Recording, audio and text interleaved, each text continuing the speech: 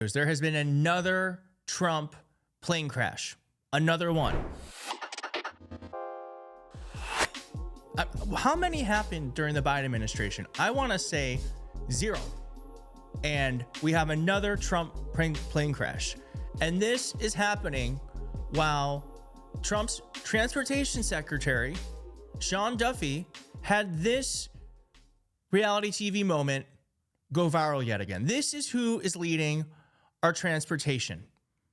This is who it is. Another juicy secret about the real world is Sean's not a lumberjack. He's a Chippendale dancer. That's him.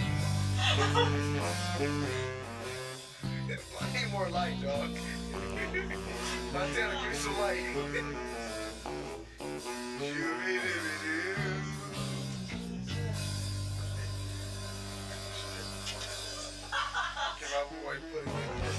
Reaction of the crowd. Sean was really pushing the limits. He wanted to see Montana's mountains. Want to give them to us?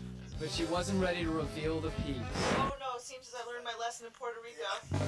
Of course, on this trip, I had to ask about everyone's favorite topic, SEX. Oh my God. First off, 90s reality TV is totally different. So there is Sean Duffy, the biggest, as someone wrote here, the biggest downgrade in American history. You go from Pete Buttigieg to this asshole.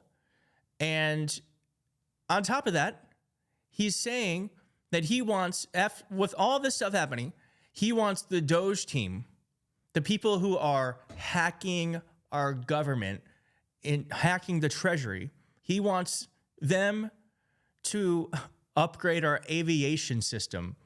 Big news. Talk to the Doge team. They're going to plug in to help our aviation system. Okay, great. I'm sure that'll really help.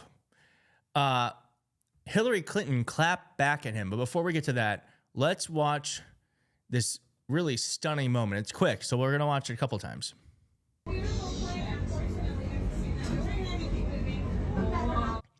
All right, so it might be hard to see there, but look at that. Those planes collided. The wing here collided with the plane, the tail of the other plane. Japan Airlines, and I believe it was United Airlines, collided in Seattle.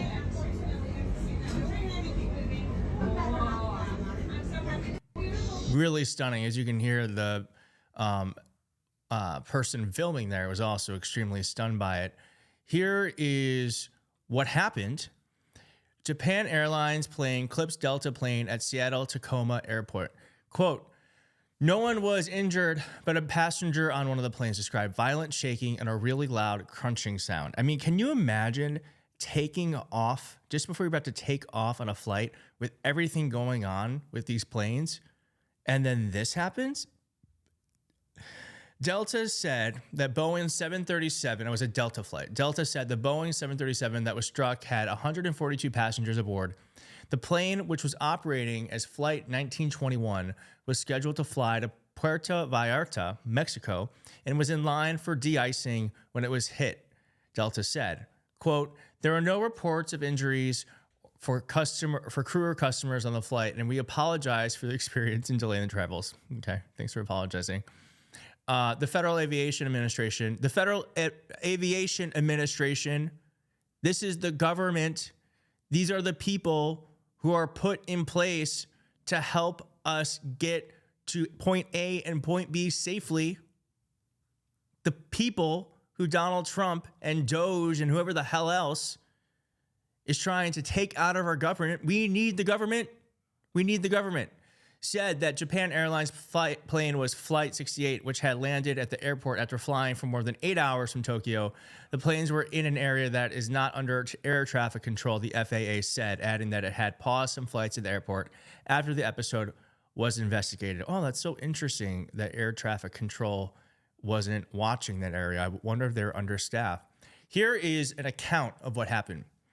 Jackie Patton, a Vancouver resident, was sitting in a window seat on the Delta plane on her way to meet her parents for a vacation in Puerto Vallarta. When the collision happened, she described, quote, "violent shaking in the plane and a really loud crunching sound. It was obvious right away something was wrong. Ms. Patton said in an interview. The pilot later confirmed that the plane had been hit, Ms. Patton said. Quote, "It was very scary." Yeah, it looks terrifying. It looks terrifying. And let us remind you that DC plane crash, and I'm sure this should raise questions about what Donald Trump has been doing with our aviation personnel. Just days before the crash, Donald Trump enacted a sweeping shakeup of the federal agencies responsible for aviation oversight, removing the administration of the Transportation Security Administration, the administrator, David Pekeski, and eliminating all of the members of a key aviation security advisory group. The Federal Aviation Administration, which regulates airlines and aircraft manufacturers and manages the nation's airspace, was also without permanent leadership at the time of the crash.